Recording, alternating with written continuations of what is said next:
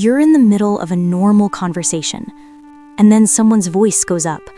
Not even at you, maybe, just louder. And something in you just stops. You can't think, you can't speak, you can't defend yourself. Your mind goes completely blank at the exact moment you need it most.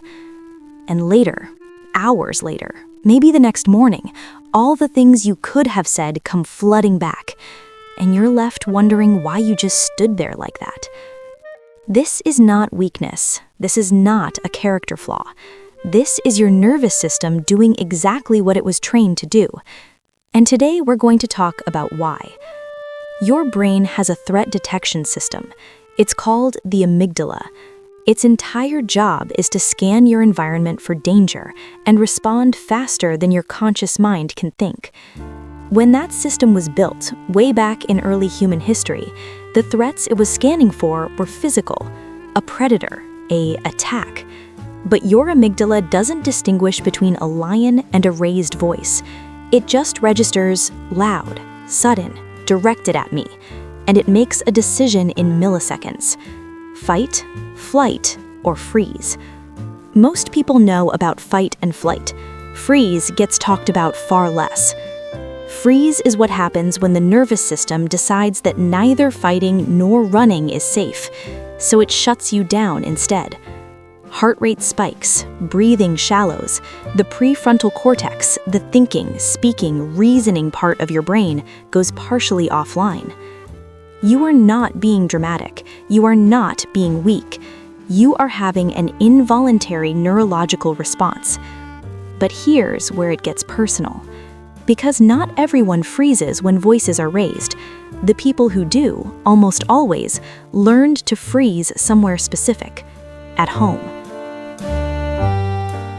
If you grew up in a house where a raised voice meant something was about to happen, where volume signaled danger, unpredictability, or punishment, your nervous system took very careful notes. It learned that when voices go up, the smartest thing a small person can do is go still.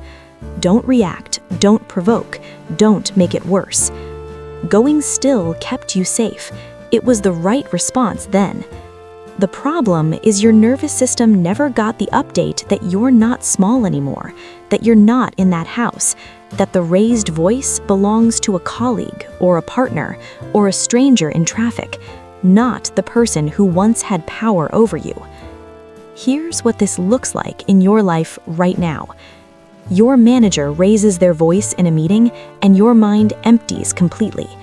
Your partner gets loud during an argument, and instead of responding, you go quiet, nod, agree, and feel furious at yourself afterward. Someone snaps at you in public, and you feel your whole body contract, like you're trying to disappear. You rehearse conversations in advance, specifically because you're trying to prepare for the moment someone might get loud. And even when the moment has passed, your body stays activated for hours, shaky, foggy, exhausted from a response that lasted 30 seconds. This is called a trauma response, and it lives in the body, not just the mind. So what do you actually do with this? First, name what's happening in the moment. Not out loud necessarily, just internally. My nervous system is activated. I am safe. This is a response, not a reality.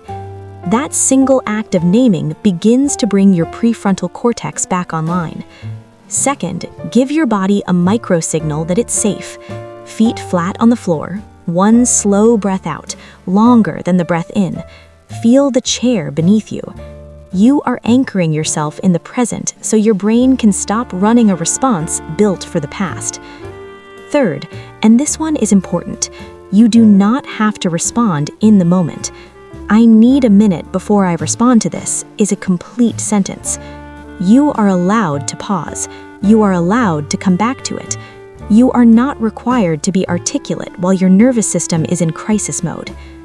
Fourth, do the repair work outside the moment. Journaling, therapy, somatic work, these are the tools that actually update the nervous system over time. Because talking about it helps, but the freeze response lives below language. It needs body-based work to truly shift. The goal is not to never feel it again. The goal is to shorten the window, to recognize it faster, to come back to yourself sooner. You learned to freeze because at some point it was the wisest thing your body knew how to do. That deserves compassion, not criticism. You were protecting yourself the only way you knew how, and now you get to learn a new way. If this one resonated, the video on why you feel responsible for everyone's emotions runs very deep on where these patterns come from. It's right there when you're ready.